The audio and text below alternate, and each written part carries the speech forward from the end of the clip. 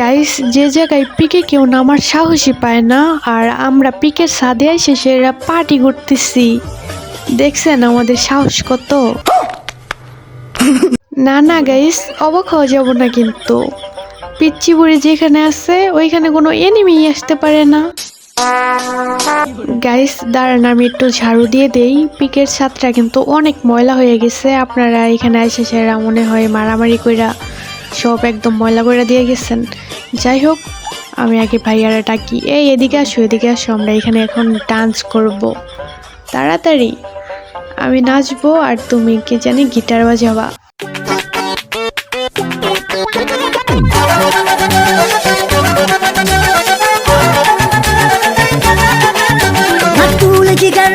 Guys, enemy চলে আসছে। ওর এত বড় সাহস, যেখানে আমি আছি ওইখানে ও চলে আসছে। দাঁড়ান, ওর আগে মাইরা নেই। কেমন লাগে? আমি যেখানে আছি ওইখানে আসিস না ভাই, তুই মইরা যাবি। আর ভাইয়ারে ডাউন করে দিছে।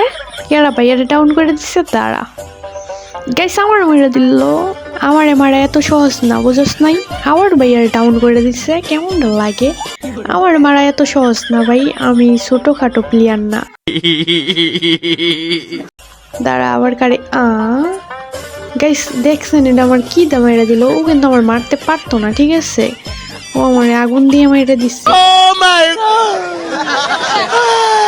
যাই হোক, এখন দুইটা প্লেয়ার আছে, একটা হচ্ছে ভাইয়া আর একটা কে ওটা আমি চিনি না। বাট দেখি এখন ওরা বুইয়া নিতে পারে কি পারে না।